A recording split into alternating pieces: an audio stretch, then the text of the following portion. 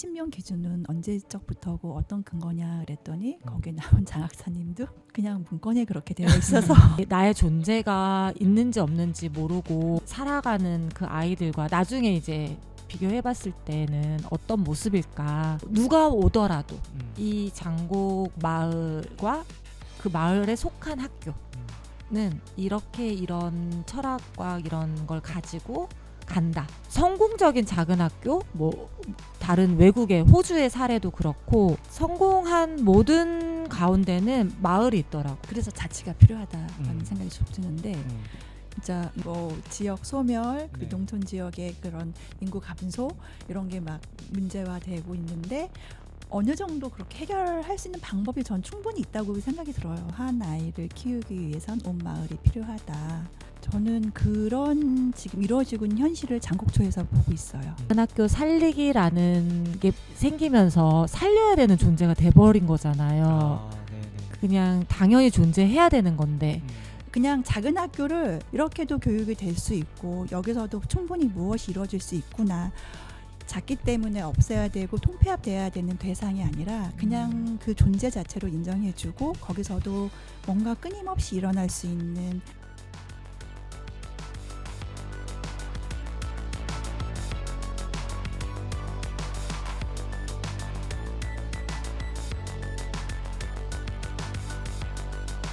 우리나라 사람들의 80%는 동에 살지만 그래도 20%는 여전히 읍면에 살고 있습니다.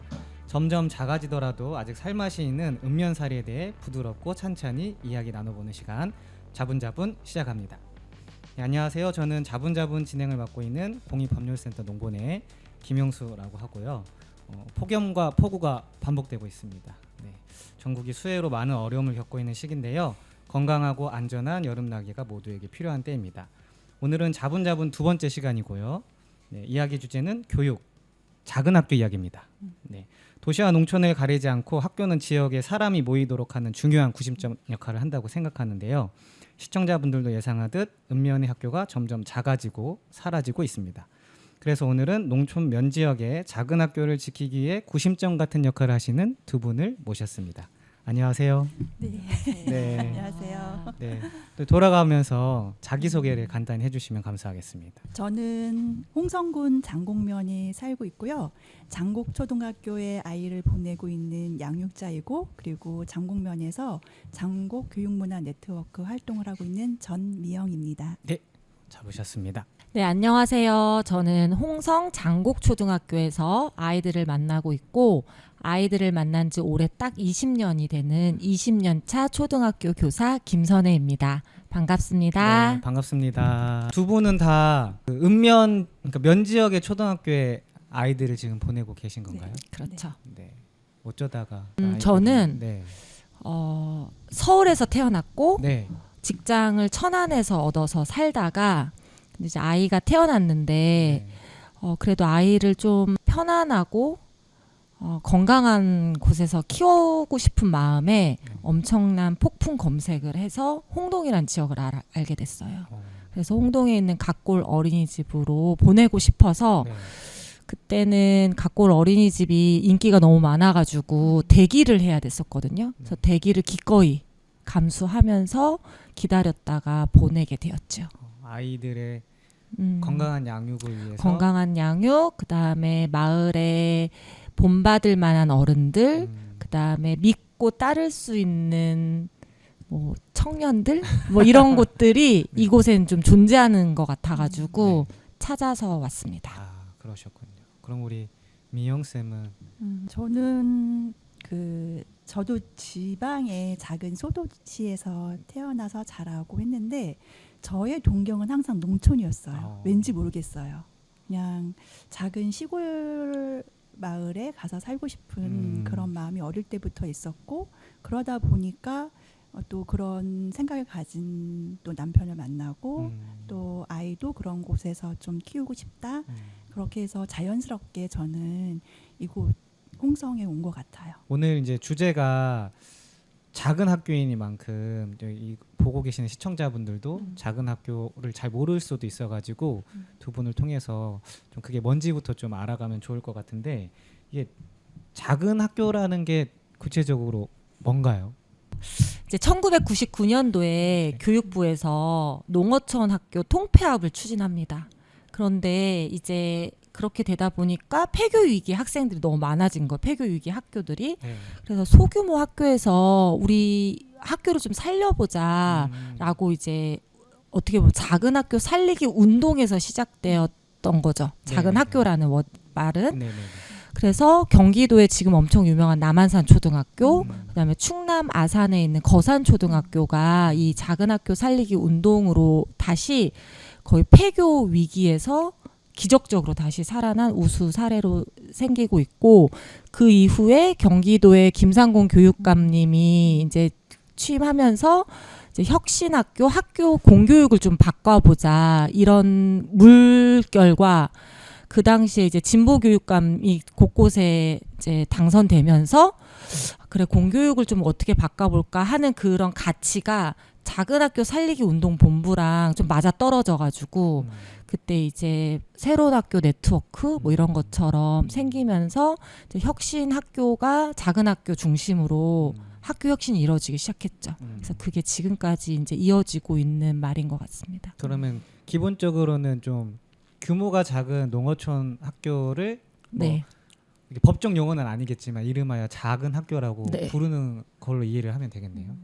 그러면은 미영 쌤은 작은 학교를 보내려고 아이를 학교에 장곡 초등학교에 보내신 건 제가 주소지가 네. 장곡면이다 보니까 네.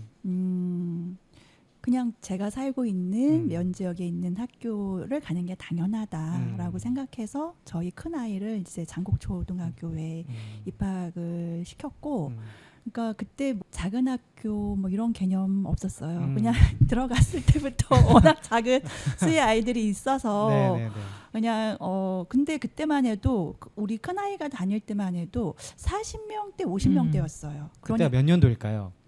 한 지금 6년 7년 전이니까 7년 전. 6, 7년 전이니까 그래서 그 정도의 아이들이 이렇게 이루어지고 있구나, 교육 활동이 이루어지고 있구나라고 생각을 했는데, 우리 아이가 6학년 때 전교생이 43명이었거든요. 네. 근데 그 해 6학년 아이들이 9명이었어요.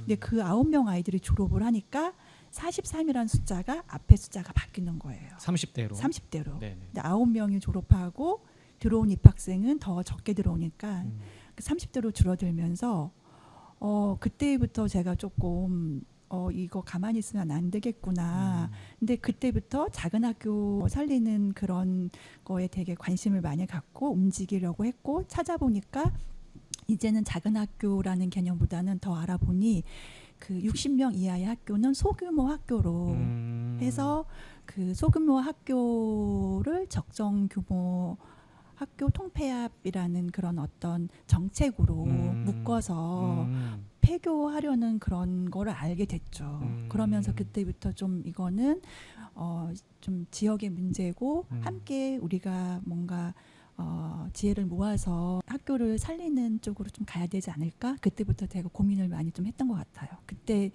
좀 선생님들을 만나서 되게 힘을 얻었고요. 그러면은 이게 그 작은 학교라고 불리는 게 전국이 다 동일한 기준에서 작은 학교라고 불리는 건가요? 아니면은 지역마다 좀 차이가 있나요?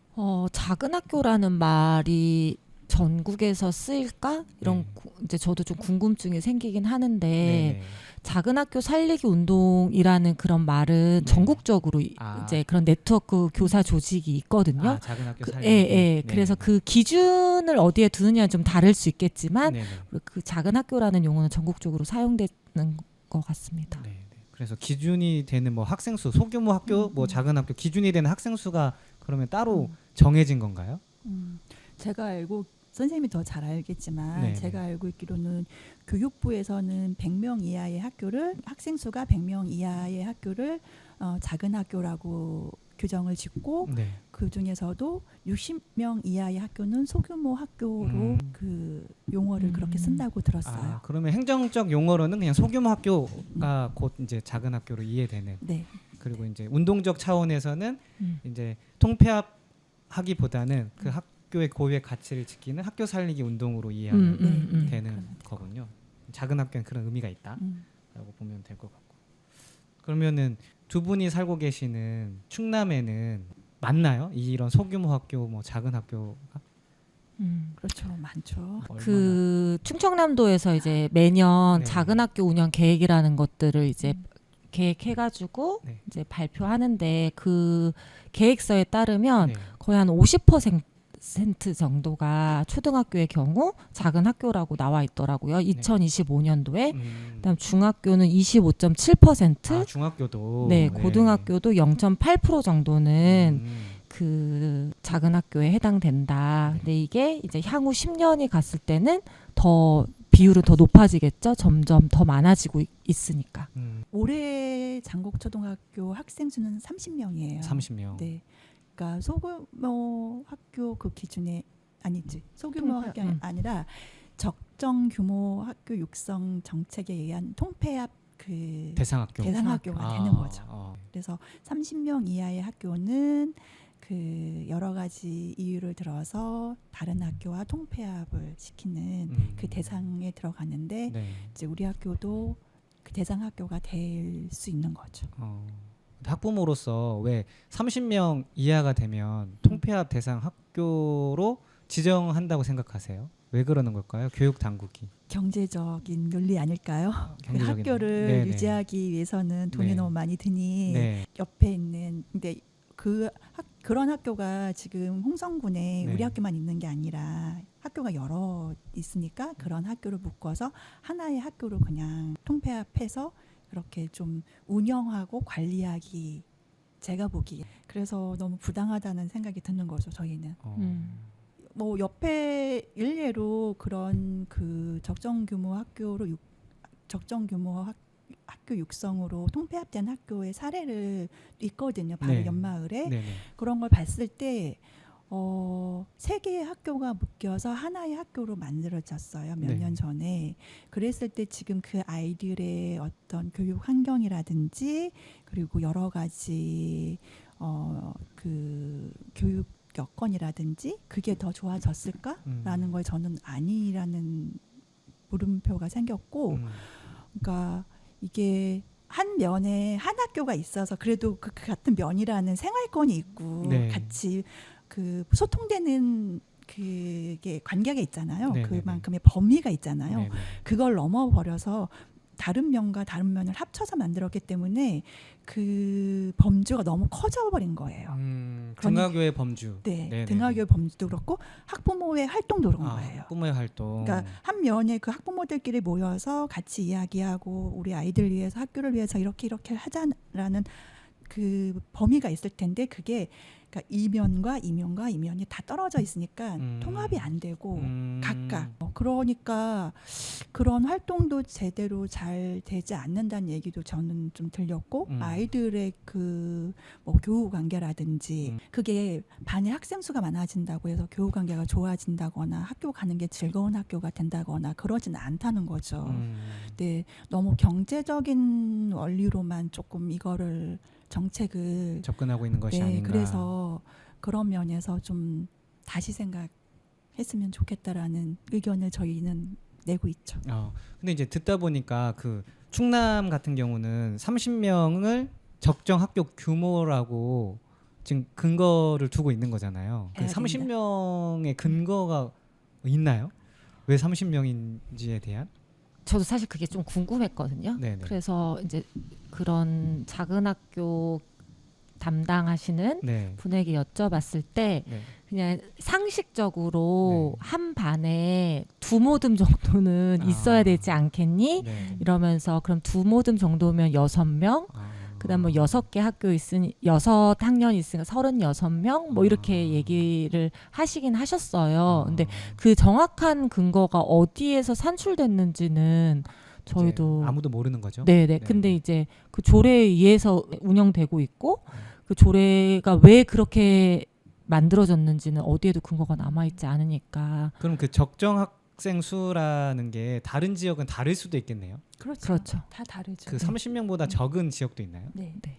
충남이 그렇게 정해져 있는 거고 네네. 다른 도 같은 경우는 네. 좀 더 내려갔어요. 내려간 지역도 있고. 네.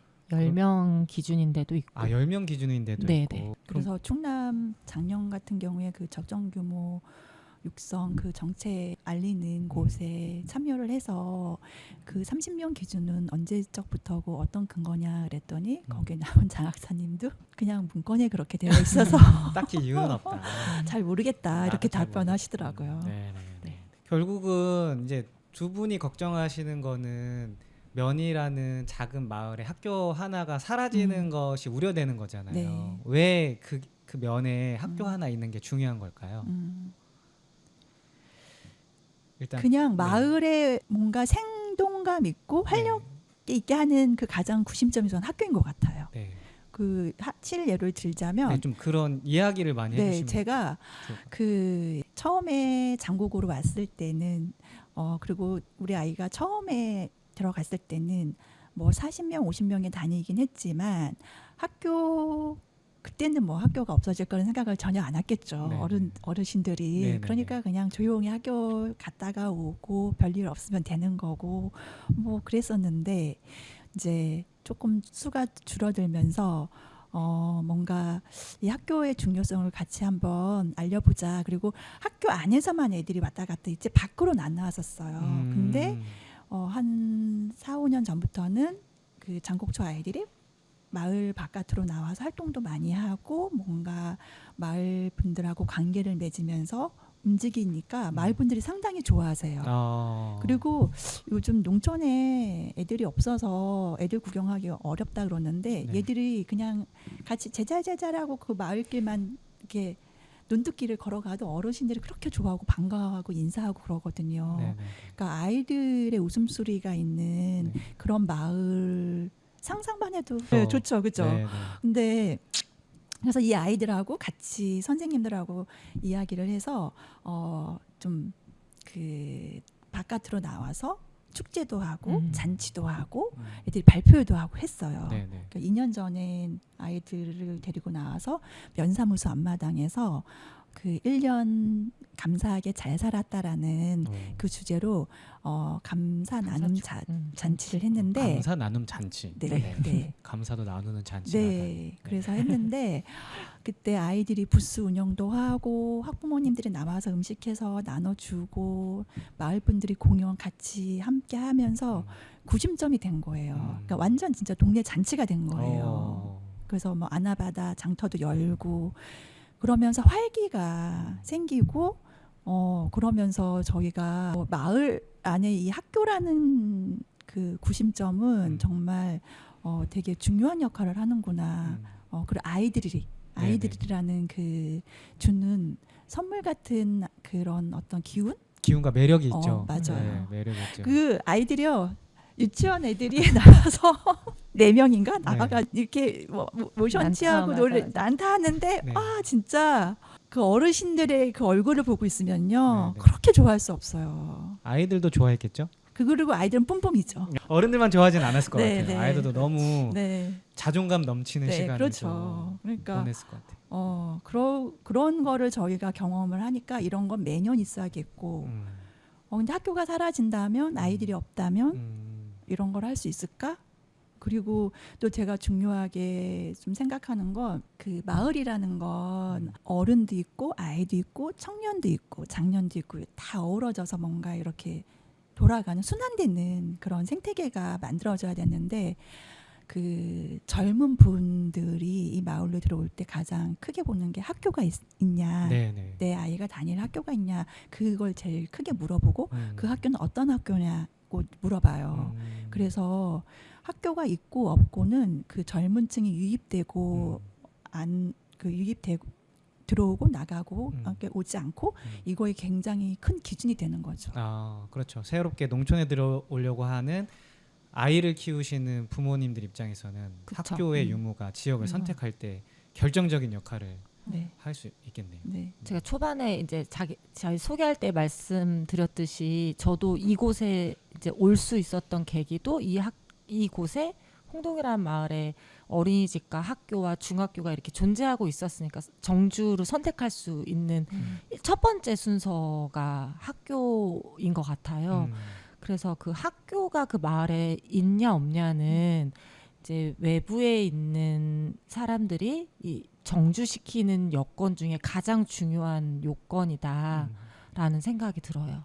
근데 이제 이렇게 장점을 말씀해 주시는데 제가 약간 그 어떤 행정 효율적인 관점에서 교육청의 마음에 한번 빙의를 해보면 근데 이제 30명 정도면은 이게 교우 관계의 총량이 너무 낮기 때문에 아이들이 뭐 사회성이 부족하지 않냐 뭐 이런 얘기를 할 것 같다는 생각이 들거든요. 뭐 저는 그냥 문득 그런 어떠세요? 이런 이야기를 들으면은 모든 것에는 다 장점과 단점이 존재하는 걸 감안하고 이제 말씀을 드리면 이제 뭐 일각에서는 작은 학교는 협동학습이 부족하다. 그래서 아이들이 이제 선의의 경쟁할 수가 없다.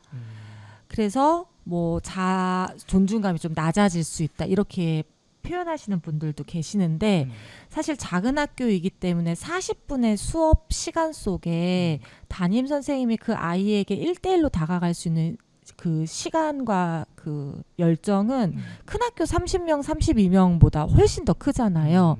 32명의 40분 수업 시간에 뭐 한 번씩만 가도 벌써 1분씩만 가도 32분인데 5명 있는 아이들에게는 더 많은 몇 배의 시간을 아이들에게 투자할 수 있고 그다음에 그 아이들의 장점을 또 살려서 아까 이제 미영 선생님이 말씀하셨듯이 그렇게 펼칠 수 있는 또 장을 마련해주고 그다음에 자기의 적성과 진로와 또 소질 이런 거를 찾아줄 수 있게끔 다양한 또 컨텐츠들을 아이들에게 제공해 주거든요. 그러니까 그런 다양한 풍부한 경험 속에서 아이들이 좀 내가 어떤 걸 좋아하고 어떤 게 잘 맞는지를 좀 찾을 수 있는 기회가 되는 것 같고 또 또래에서 못 배우는 것들을 또 무학년을 통해서 무학년제로 뭐 동생들을 돌보면서 또 언니 오빠들과 어울리면서 정말 더 많은 것들을 배울 수 있다라고 생각하고 그다음 또 마을 학교와 또 잘 연계돼 있어서 마을 어른들에게도 뭐 그런 삶의 지혜라든지 살아가는 모습이라든지 그런 것들을 배울 수 있는 기회가 훨씬 더 많기 때문에 물론 이제 그렇게 말씀하시는 분도 그럴 수 있겠다라고 하지만 또 이렇게 생각해 보면 더 이제 그 효과가 더 크지 않을까 저는 또 그렇게 생각을 하고 있어요. 반대로. 그래서 제가 두 분 말씀 듣다가 생각한 건데 이게 학생 수가 많으면은 또래 집단 안에서의 뭐 사회적 관계가 풍성할 수 있겠지만 또래 집단을 넘어서는 관계는 오히려 지금 말씀하신 장국초등학교가 훨씬 좀 더 풍성하고 그렇죠. 관계의 다양성은 여기가 조금 더 풍성하다는 생각이 들어서 되게 인상적이었거든요. 전교생을 다 알아요. 저희 아이가 4학년인데 네네. 우리 아이도 1학년부터 6학년까지 네. 다 알고 누구 동생, 누구 형아, 누구 누나 뭐 집에 오면 그런 얘기 많이 해요. 누구 집 딸, 누구 집 어르신들도 다 알고. 다 알고. 맞아요. 네. 실제로 그 서울에서 전학 온 그 아이가 감기에 걸린 걸 네. 온 학교의 뭐 친구들과 동생 그다음 네. 교사 네. 그다음에 마을의 어른들까지도 안부를 묻는 거예요. 네. 괜찮니? 네. 뭐 감기 다 나았니? 네. 그렇게 말 한마디 이렇게 건네주는 게 엄청 감동이었다고 표현해 주신 적이 있거든요. 네. 네, 그렇게 돌이켜 그렇게 해서 다시 또 역순으로 생각해 보면 맞는 것 같아요. 저희는 뭐 누구야 왔어? 뭐 오늘은 어때? 막 이거에 그냥 아침 인사거든요. 누구를 만나든지 간에. 근데 그 아이는 그럼 아침에 신발장에 신발을 꺼낼 때부터 배움터 지킴이 분부터 만나는 모든 분에게 다 인사를 받으면서 수업이 시작하는 거잖아요. 네.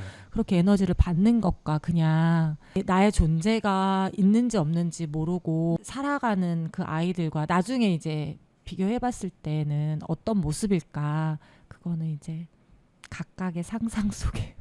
그러면 그 학생이 많은 뭐 요새는 그래도 뭐 학생이 어디든 다 많은 건 아니지만 그래도 상대적으로 학생이 많이 모여 있는 도시 학교가 줄 수 없는 이 농촌의 작은 학교의 매력은 또 다른 게 뭐가 있을까요? 지금 선희쌤이 뭐 여러 가지 말씀을 많이 해주셨는데 잊혀지지 않는 장면이 네. 나게 학교를 뭔가 아침에 애들 준비물을 못 챙겨서 좀 갖다 주러 아침에 간 적이 있어요. 네. 근데 아이들이 들어오면서 그 보건실을 들어가서 네. 혈압 재고 네. 몸무게 재고 키 재고 보건 선생님이 뭐 오늘은 어땠어 막 좀 얘기해주고 뭐 하고 자기 교실로 쓱 올라가더라고요. 되게 놀랬거든요. 전교생 건강 체크를 그러니까 맞아요. 뭐 그러고 선생님이 그런 거를 이렇게 뭐 그러면 안 돼, 뭐 하지 마 이게 아니라 또 다 대응해주고 뭐 하고 또 다친 아이 어제 있었으면 오늘은 좀 어때 이렇게 물어봐주고 그러면서 자기 교실을 올라가는 모습이 이런 학교를 저는 정말 생각해 본 적이 없었어요. 네. 그래서 그런 거, 그러니까 선생님과 아이들 사이가 되게 격이 없구나, 편안하구나, 그런 것도 저는 되게 그래 저한테는 잊혀지지 않는 장면이었고. 근데 그 아이는 선생님이 뭐 혈압 재고 키 재라고 해서 한 게 아니라 자기가 재고 갔다는 거군요. 자기가 스캔 쫙 한번 하고 자기 몸 상태를 네, 아죠. 네, 네. 훌륭한 친구네요. 네. 아니 그런 애가 한두 명이 아니에요.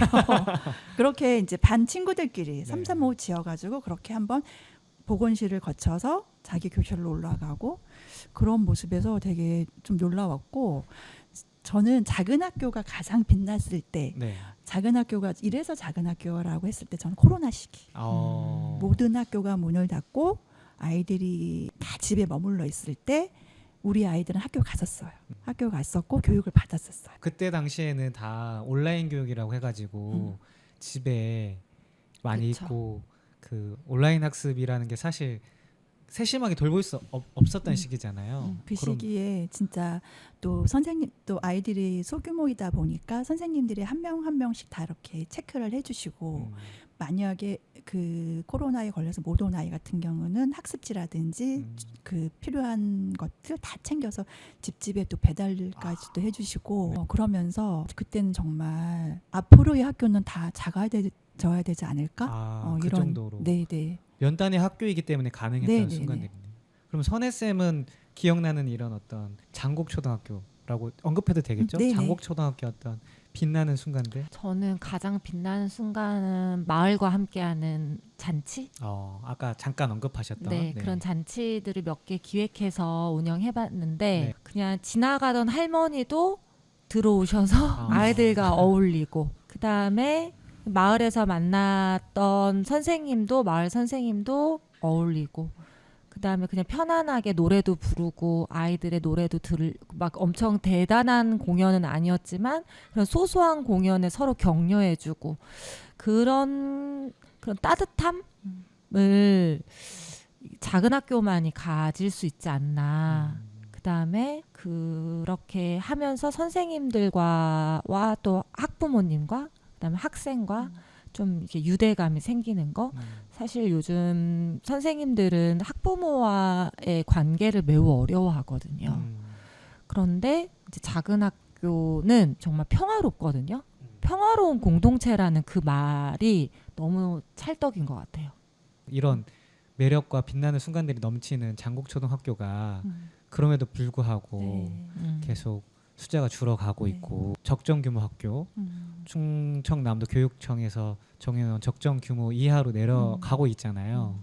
그래서 좀 두 분은 어떤 활동들을 하고 계신지도 이야기를 듣고 싶습니다. 그래서 제가 이제 우리 큰애를 장곡초에 보내고 6년을 보냈고 지금 작은 애가 4학년인데 우리 아이들은 정말 즐겁고 재밌게 학교 생활했어요. 네. 그리고 우리 학교가 최고라고 얘기하고 있어요. 어. 보내는 양육자로서도 정말 안심이 되고, 그리고 저도 뭐 많은 활동하고 일을 하고 있어서 아이들을 제대로 이렇게 못 봐주실 때 선생님들이 있어서 참 든든하고, 그러니까 아까 얘기를 잠깐 했지만 여기 보건 선생님 같은 경우는 정말 주치의 같은 분이세요. 너무 부럽네요. 네.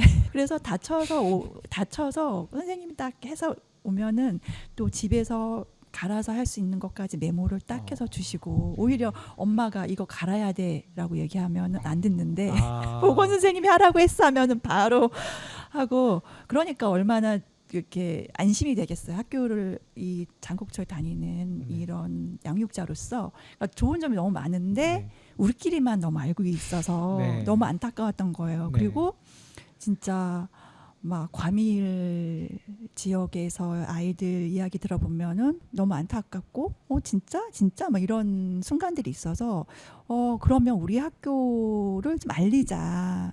우리 이렇게 잘하고 있는 걸 알리자. 그래서 그런 데서 힘들어하지 말고 우리 학교로 와서 같이 좀 편안하고 즐겁게 지내자. 이렇게 좀 우리가 해야겠다라고 마음을 먹고 알릴 수 있는 게 뭘까?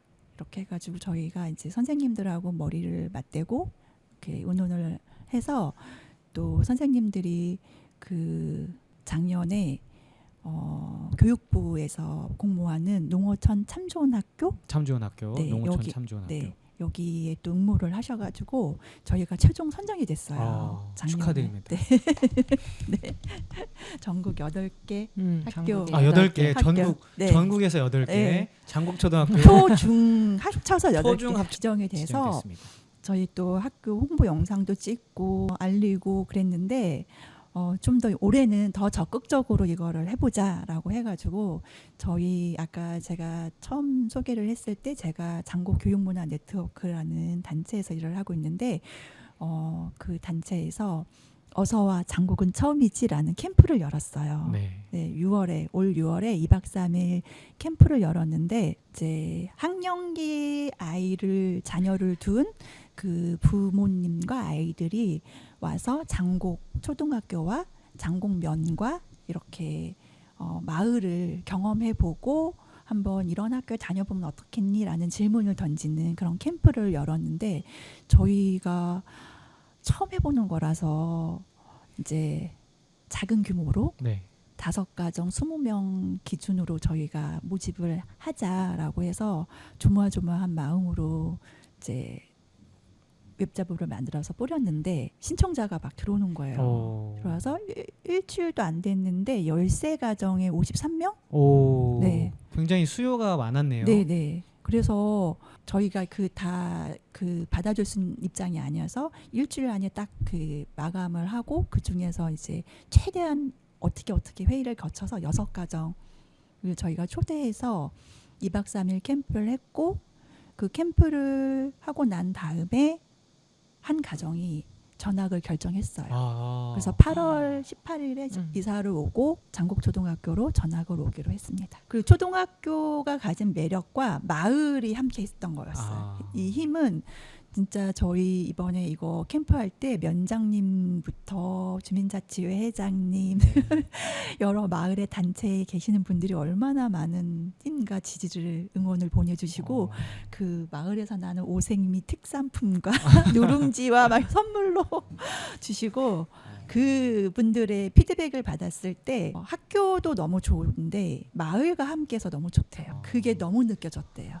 저도 역시 네. 그 교육문화 네트워크에 활동 함께 하고 있고 제가 처음에 거기 함께 하자라는 제안을 받았을 때 좀 고민하고 망설였던 지점이 교사가 할 수 있는 게 있을까라는 거였어요. 어떤 그래도 기여를 해야 할 텐데 내가 들어가면 기여를 하고 싶은데 교사라는 이제 공무원이 가진 그런 한계가 분명히 존재할 텐데 내가 할 수 있는 게 있을까 이런 고민을 좀 많이 해서 주저했는데 결국에는 이제 함께 하게 돼서 이렇게 이야기 나누는 시간, 뭔가를 결과물을 만들어내는 시간에 함께 하는 것 자체가 좀 기분이 좋았고 이제 좀 힘도 받았고 거기서 조금 더 나아가서 그럼 더 내가 할 수 있는 건 뭐가 있을까를 좀 고민하게 됐던 것 같아요.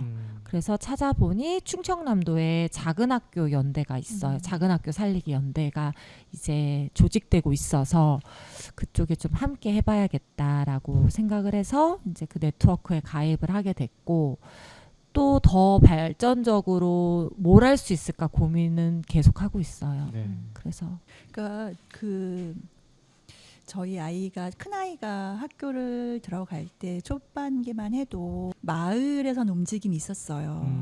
이렇게 학교를 살리고 마을과 학교가 함께 하면서 그 공동체를 좀 활기 있게 재미있게 만들어 보자.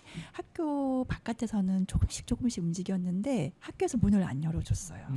저희 입장에서는. 네네. 학부모 입장입니다. 네네. 저희 입장에서는. 그러니까 뭔가 문을 두드리려고 하면 딱 이렇게 막히는 듯한 그런 느낌을 좀 받았는데 한 5년 전에 이제 함께 호흡하는 선생님이 딱 들어오시면서 조금씩 문을 열고 다음에 선여 선생님이 오시면서 정말 이게 시너지가 그러니까 그런 생각을 가진 교사 한두 명의 힘이 얼마나 크게 확장됐는지 그걸 저는 많이 느꼈어요. 되게 반가웠죠, 저희 입장에서는. 근데 이제 선생님들은 좀 이동이 잦으시니까 어떤 그 선생님의 빈자리로 인하여서 또 다시 또 침체되지 않으려면 좀 뭔가 구조적이고도 사람에 좌우되지 않는 뭔가가 좀 있으면 좋겠다는 생각이 드네요. 그러려면 좀 뭐가 필요할까요?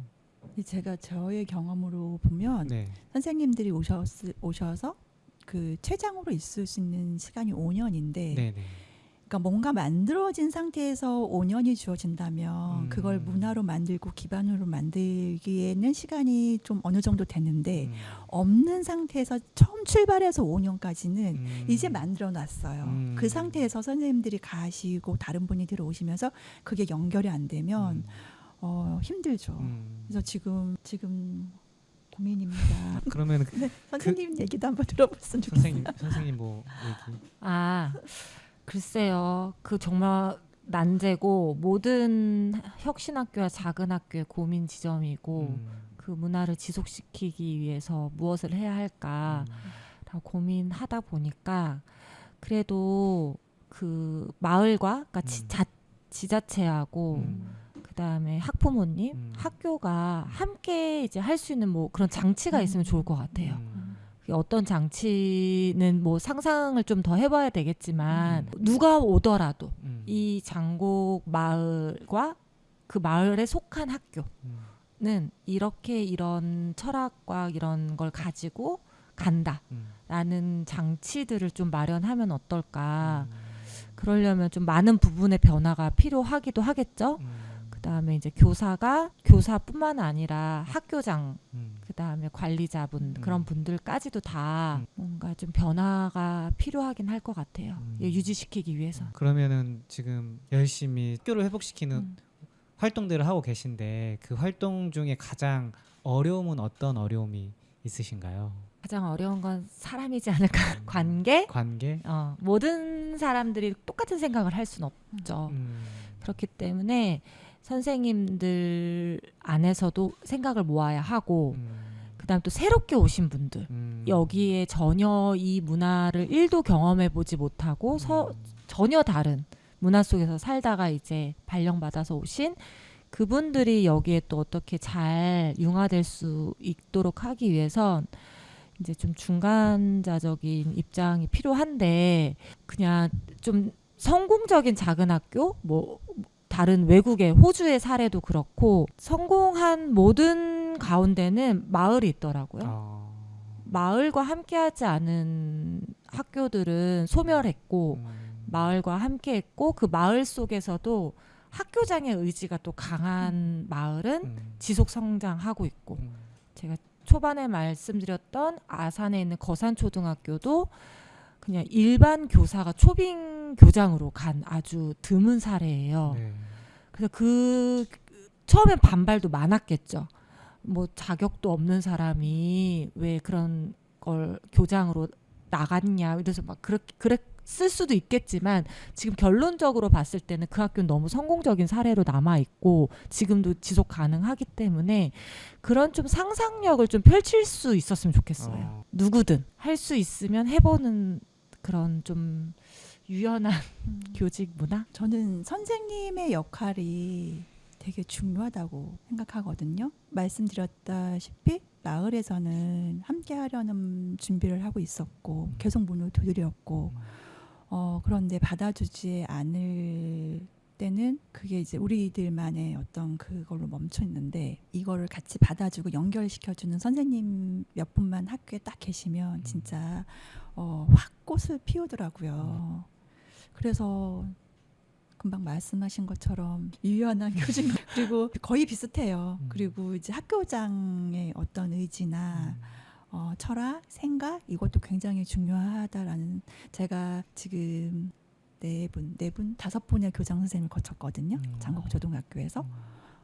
그런데 그 마을 분들의 이야기를 들어주고 함께 하려는 교장 선생님 계실 때와 그렇지 않은 이거는 교권 침해야. 그리고 우리는 우리 전문가 집단이 해야 돼라고 말씀하셔서 그때를 다 경험해 보면 진짜 너무 달라요. 다르고 그래도 마을 사람들의 이야기를 들어주고 함께 하려고 하고 그러면서 마을 이런 축제나 잔치 또 행사 이렇게 같이 됐던 거고 그러다 보니 마을 사람들도 흥이 나고 아이들도 즐거워하고 그리고 아이들이 학교에만 머물고 딱 집에 가는 게 아니라 학교 바깥으로 나와서 이제 아이들의 모습을 어른들도 같이 볼 수 있고 마을에서 그러면서 저 누구네 집 아이 누구 어떻더라 뭐 또 잘 크고 있다 뭐 또 응원도 해주시고 그런 게 저는 그냥 사람 살아가는 모습인 것 같아요. 근데 두 분 말씀을 제가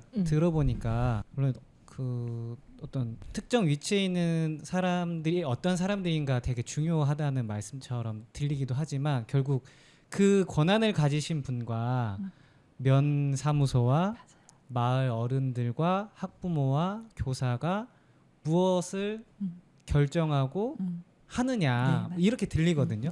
그러니까 공동의 의사결정을 할 수 있을 권한이나 체계가 좀 마련되면 좋겠다로 저는 정리가 되는데 지금은 이제 그렇게 학교장 선생님이 품을 열어주지 않으면 같이 할 수 있는 분위기는 아닌 거잖아요. 그러니까 그분의 가진 권한을 함께 나누고 공동으로 행사해주는지 않으면 그거는 이제 뭐 법적으로 현재 보장되어 있는 거는 아니죠. 뭐 면과 마을과 뭐 그런 건 아니고 이제 개인의 학교장의 어떤 재량에 의해서 이제 이루어지는 거고 가치와 철학에 따라서 어차피 그 학교라는 하나의 학교는 학교장의 경영 철학에 따른다가 존재하고 있어요. 네네네. 제가 정확히 막 법률 조항까지는 기억나지 않지만 네네. 그렇기 때문에 학교장이 이제 어떤 경영 철학과 의지를 가지고 있느냐가 그 하나의 학교의 문화를 조성하는 데 매우 큰 영향력을 미치고 있고 저 아까 좀 한 가지 더 말하고 싶은데 이제 교사들이 어려워하죠. 근데 왜 어려워할까 고민해 보면 작은 학교는 일반 학교에서 그러니까 학교로 내려주는 업무의 양은 똑같아요. 큰 학교도 100개, 작은 학교도 100개. 그런데 큰 학교에는 만약에 그 교원 수가 100명이면 100개를 하나씩만 나눠 가지면 되잖아요. 근데 작은 학교는 10명, 12명 이렇거든요. 그러면은 10개씩은 이제 업무를 가져가야 되니까 업무량이 너무 많아요. 그래서 제가 아까도 제안 드렸듯이 이거 좀 정책적으로 작은 학교 아까 저희가 작은 학교 살리기 운동이라고 했던 건 살리기에 좀 초점을 두고 어떻게 하면은 막 이렇게 뭐 학교에 뭐 돈을 재정만 지원하는 게 아니라 그 실 좀 안에를 좀 잘 파악해서 왜 어려워할까? 그러면 잘 들어보면은 마을은 막 다 막 으쌰으쌰 하고 있는데 학교장에 좀 경영 의지가 없어. 그러면 이제 그거를 좀 해결할 수 있도록 아니면 작은 학교 업무가 너무 많아 교사들이. 그럼 업무를 좀 전담해서 할 수 있대 교원들은 또 그런 것들에 좀 집중할 수 있는 그런 정책적으로 지원이 좀 확대되면 좋겠어요. 지금은 작은 학교 살려 하면서 그냥 예산을 좀 지원해주는 정도거든요. 근데 그냥 예산만 나눠주고 끝나는 게 아니라 좀 이렇게 좀 면밀히 살펴보고 그 살리기 위해서는 어떤 지점에서 주춤거리고 있는지 아니면 지원해줘야 되는 건 뭔지 마을과 소통이 안 되면 그런 아까 공동의 의사결정 구조가 좀 이루어질 수 있도록 그런 창구를 마련하든지 뭐 이런 것들이 좀 개별적으로 이루어지는 지원이 있었으면 좋겠어요. 근데 그런 지원이나 정책적인 결정을 마을과 학교와 지역에서 할 수 있다면 어떻게 될까요? 그래서 자치가 필요하다라는 생각이 좀 드는데 진짜 마을마다 상황은 다 다르고 그렇죠. 거기서 추구하는 것도 다르고 맞습니다. 그러면 우리는 어떤 아이를 길러낼까 이 이상도 다를 거란 말이에요. 근데 이거를 다 똑같게 맞춰서 교육부가 내리는 지침에 따라서 학교는 교육부 권한으로 가고 또 행정은 행정부. 행정대로 또 가고 그 사이에 학부모님들은 또 애가 타고 어떻게 될지 모르겠고 어. 그래서 그냥 자치권을 좀 이렇게 마을 단위로 주면 음. 아까 그렇게 말한 협의체를 좀 만들어서 우리 마을에서의 교육은 이렇게 하고 그래서 우리 면에 있는 초등학교는 이런 교육을 하자. 이렇게 하면 훨씬 저는 저도 좀 기운이 날 것 같고 그러면은 활기 있게 뭔가 생동감 있게 같이 그리고 이런 걸 논의하러 교육청 교육부 이쪽으로 계속 가는 게 아니라 네. 마을에서 같이 모여가지고 바로 다이렉트로 같이 그러면 절차도 훨씬 간편화되고 그러면 그 혜택과 어떤 이점들은 다 아이들한테 고스란히 갈 건데 이런 거 고민하다 보니까 점점 교육도 그래 교육 자치가 이루어져야 된다라는 생각으로 저도 동일한 생각이 말씀을 듣다 들었습니다. 뭔가 교사와 물론 다 열심히 애쓰고 계신 것 같아요. 여기 저 마을 저도 이제 같은 마을 주민으로서 보면은 저도 아까 그 빛나는 순간들 중에 작년에 별 보는 축제 있었잖아요. 네, 별바라기. 별 보는 축제에 갔는데 그 발표를 막 하더라고요. 학계의 발표처럼. 근데 그 정말 나쁜 눈으로 보면 정말 빼어나지 않은 발표지만 너무 그 모습이 자부심이 넘치고 자신감이 넘치는데 압도되는 거예요, 제가. 그래서 멋있다, 저 친구들. 그런 생각에서 되게 막 약간 소름이 돋았거든요. 되게 감동적이었어요. 왜냐면 이제 저도 이제 좀 그 학교 다닐 때만 해도 되게 경쟁에 조금 치열하게 노출된 또래이기 때문에 뭐 지금 친구들만큼은 아니었겠지만 그랬는데 내가 만약에 이런 초등학교에서 성장했다면 뭔가 좀 내면이 조금 더 단단하고 세상을 좀 더 선하고 아름답게 보면서도 내면이 단단한 친구가 될 수 있겠다라는 생각이 되게 감동적이었는데 근데 뭔가 이렇게 오늘 이야기를 들으면서 보니까 되게 여기서 애쓰는 사람들이 많고 지금 당장 빠르게 결정하고 문제를 가장 잘 알고 있는 사람들이 여기 있는데 이 이야기를 듣다 보니까 이 권한을 가진 사람들은 조금 거리가 먼 것 같고 시차가 있고 자꾸 먼 곳을 바라보면서 얘기하는 듯한 구도가 형성되더라고요. 그래서 물론 이제 모든 거를 다 마을에서 해결할 수 없는 거는 맞고 모든 걸 다 교사가 해결할 수 없고 모든 걸 다 학부모나 학교장이 해결할 수 없지만 일정 정도 스스로 결정할 수 있게 해주고 결정하기 때문에 책임질 수 있게 해주면 조금 더 지금 현재 문제를 풀어나가는데 좀 윤활유 같은 계기가 되지 않을까라는 힘내시라고 네. 두 분 말고 다른 지역에 계신 분들도 좀 힘 네, 많이 맞아요. 내면서 해야 될 것 같다는 맞아요. 생각이 들었어요. 맞습니다. 네. 지치지 않아야지 할 수 있는 것 같아요. 음. 뭐든지 뭔가를 하려면 그래도 지치지 않고 그러려면 동료가 있어야 하고 그리고 누군가는 좀 뚜벅뚜벅 걸어가고 있어야지 그 가는 길을 따라서 또 뒤에 걸어올 수 있는 것 같아서 아마 옆에 계신 이제 미영 선생님이 초반에 좀 요새는 좀 힘이 빠져요라고 이제 잠깐 이야기 나눴던 것도 동료를 빨리 제가 좀 힘이 돼서 서로가 서로에게 힘이 되고 네네, 또 그래야겠어요. 새로운 동료가 또 네네 좋은 분이 제가 오셔서. 걸어간 길을 또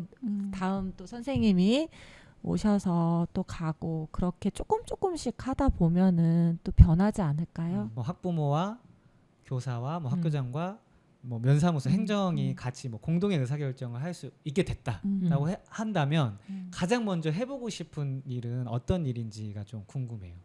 저는 올해 저희가 6월에 그 어서와 장곡은 처음이지라는 걸 기획해서 했다고 했는데 그런 거를 좀 더 많은 행정의 지원과 네 그리고 이게 진짜 마을을 생각하는 몇 사람의 맞대에서 나오는 그런 게 아니라 함께 여럿이 같이 기획해서 우리 마을을 알리고 우리 학교를 알리고 우리 면은 이렇습니다 이렇게 하는 그러면 진짜 뭔가 더 탁 터질 것 같아요. 그런 거 같이 한번 해보고 싶어요. 네. 그래서 면사무소 직원들도 이런 걸 같이 동참해주고 네 그리고 학교 교장 선생님도 그리고 선생님들도 이장님, 주민자치회, 네, 이장협의회 다 네, 같이 다 같이 하면은 그러면 정말 그 상상만 해도 힘이 불끈 생기는데요.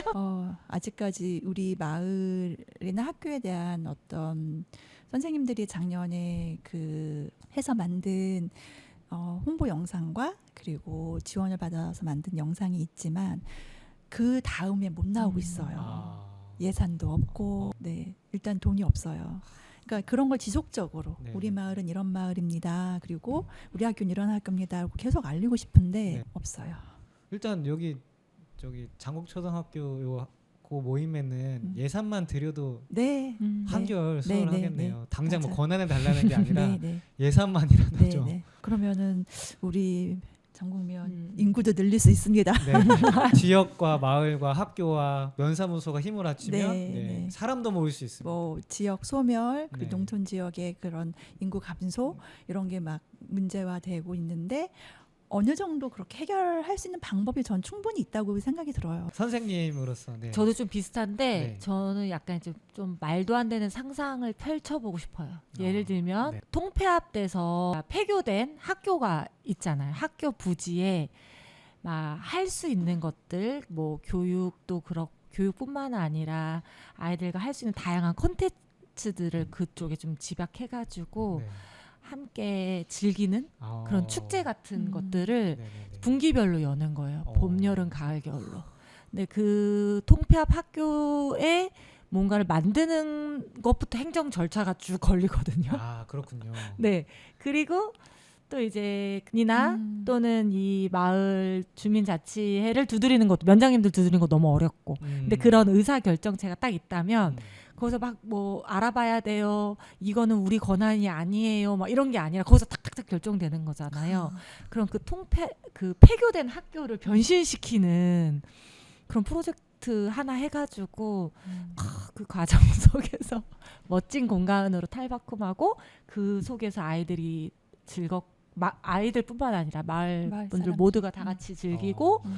또 외부에서 오는 사람들도 잠깐 또 머물러 보고 뭐 한 달 살이 해보고 한 주 살기 해보고 그다음 또 입소문 나서 그렇게 계속 선순환적으로 이루어져서 누군가 또 머물게 되고 약간 이렇게 좀 중장기적으로 하는 그런 좀 말도 안 되는 상상을 펼쳐보고 싶어요. 또 오랜 시간 이렇게 이야기를 나눠주셨는데 마지막으로 하고 싶은 말씀 한마디씩 듣고 마무리를 해볼까 합니다. 우리 이런 말 많이 들었잖아요. 한 아이를 키우기 위해선 온 마을이 필요하다. 저는 그런 지금 이루어지고 있는 현실을 장곡초에서 보고 있어요. 장곡초 아이 한 명 모든 마을 사람들이 다 관심 있게 보고 있고 지원하고 그리고 뭔가 필요하다면은 도움도 전해주고 그러면 그리고 또 그 아이와 함께 호흡하고 그런 성장 과정을 마을에서 같이 느끼고 보고 있거든요. 근데 그게 규모가 크면 그럴 수 없을 것 같아요. 그럴 수 있는 적정 규모가 있을 것 같아요. 그러니까 적정 규모 학교 육성 뭐 그런 적정이 아니라 진짜 한 인간이 온전하게 스스로 잘 클 수 있는 그런 어떤 공간적 아니면 그런 범위 이런 게 있을 것 같은데 그게 저는 마을 단위인 것 같고 그 마을에서 그런 것들이 잘 이루어졌으면 좋겠고 저는 그 이제 생물 다양성을 표현할 때 다양해야 건강하다 이런 말 좀 종종 쓰거든요. 근데 이제 교육 생태계 속에서 봤을 때도 작은 학교는 그 다양성을 위해서 반드시 존재해야 되는 이제 학교라고 생각하는데 작은 학교 살리기라는 게 생기면서 살려야 되는 존재가 돼버린 거잖아요. 그냥 당연히 존재해야 되는 건데 그래서 이런 좀 현실이 좀 안타깝긴 하지만 그래도 이런 생각을 갖고 있는 분이 나 혼자만이 아니라 함께 하고 있다라는 것들 그다음에 또 더 많이 좀 함께 해서 이제 작은 학교 살리기가 아니라 작은 학교라는 그냥 온전한 이름으로 당당히 섰으면 좋겠습니다. 네. 저도 그 생각을 계속 갖고 있었거든요. 네. 여기 오기 직전까지 네. 까먹었었는데 네. 저도 보면은 이제 그냥 작은 학교를 학교의 한 형태 그냥 다른 형태 존재하는 학교의 한 형태로 그냥 봐줬으면 좋겠어요. 네. 이렇게도 교육이 될 수 있고 여기서도 충분히 무엇이 이루어질 수 있구나. 작기 때문에 없애야 되고 통폐합돼야 되는 대상이 아니라 그냥 그 존재 자체로 인정해주고 거기서도 뭔가 끊임없이 일어날 수 있는 그런 지원을 좀 안전하게 해주면 그냥 우리 그 다양성이 존중되는 사회 막 이런 얘기 많이 하잖아요. 그래서 여러 가지 교육 중에서도 그렇게 작은 학교도 하나의 그냥 존재하는 하나의 형태로 그냥 봐주시면 좋겠다 이런 생각을 저도 했습니다. 네. 오늘 읍면 작은 학교의 구심점 같은 두 분과 재미난 시간을 보냈습니다. 앞으로 읍면을 더 깊고 즐겁게 알아갈 주제로 다시 찾아올 텐데요. 자분자분은 읍면자치 공동해서 기획한 유튜브 컨텐츠입니다. 이 컨텐츠는 유튜브 영상뿐만 아니라 팟캐스트로도 업로드할 예정이고요. 팟빵 등 오디오 채널로도 들어주시면 좋겠습니다. 들으시면서 공감 가는 이야기가 있고 함께 나누고 싶은 이야기 주제가 있다면 댓글로 달아주세요. 읍면의 작은 학교가 가진 장점이 사라지지 않도록 관심 가져주시고 읍면독립 도시공부 채널 좋아요, 구독도 부탁드립니다. 자분자분은 여기서 마치고요. 함께 해주신 두 분과도 인사를 나누겠습니다. 감사합니다. 감사합니다.